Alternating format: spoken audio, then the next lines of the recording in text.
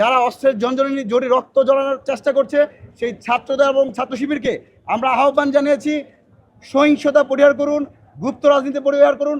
পাবনার ঈশ্বরদী সরকারি কলেজে ছাত্রদল শিবিরের সংঘর্ষ এবং সর্বশেষ ঢাকা বিশ্ববিদ্যালয় সংলগ্ন শাহবাগ থানায় ছাত্রদল শিবিরের যে আমরা মারামারি দেখেছি, যেখানে ঢাকা বিশ্ববিদ্যালয় সাংবাদিক সমিতির সভাপতি, সাধারণ সম্পাদক সহ ঢাকা বিশ্ববিদ্যালয় সাংবাদিক সমিতির সাথে সম্পৃক্ত 10 জন সাংবাদিককে হেনস্থা হতে দেখেছি।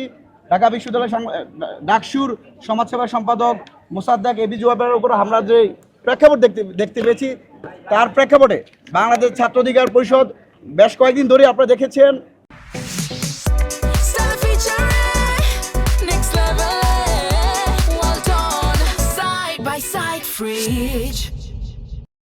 আমরা শিক্ষা সুষ্ঠু পরিবেশ এবং নিরাপদ ক্যাম্পাসের দাবিতে কলম মিছিল দিয়েছি।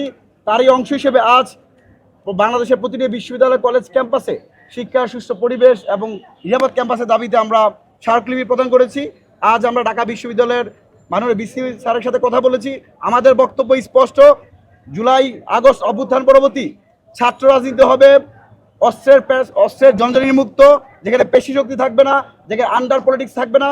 যারা এই ধরনের গুপ্তভিত্তিক রাজনীতি করে, যারা অস্ত্রের ঝনঝনানি জড়ি রক্ত ঝরানোর চেষ্টা করছে সেই ছাত্রদের এবং ছাত্র শিবিরকে আমরা আহ্বান জানিয়েছি, সহিংসতা পরিহার করুন, গুপ্ত রাজনীতি পরিহার করুন। বর্তমান প্রেক্ষাপটে একমাত্র নিষিদ্ধ সংগঠন হচ্ছে ছাত্রলীগ। যদি কেউ গুপ্ত রাজনীতি করতেই চায় সেটা ছাত্রলীগের করা উচিত।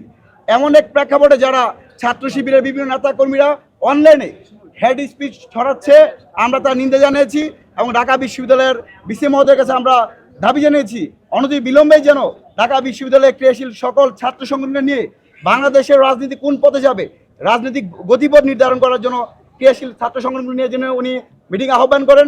পাশাপাশি গত 3 দিন আগে শাহবাগে যেই ঘটনা ঘটেছে তার সুষ্ঠু তদন্ত সাপেক্ষে দোষীদের বিরুদ্ধে ব্যবস্থা নেওয়া।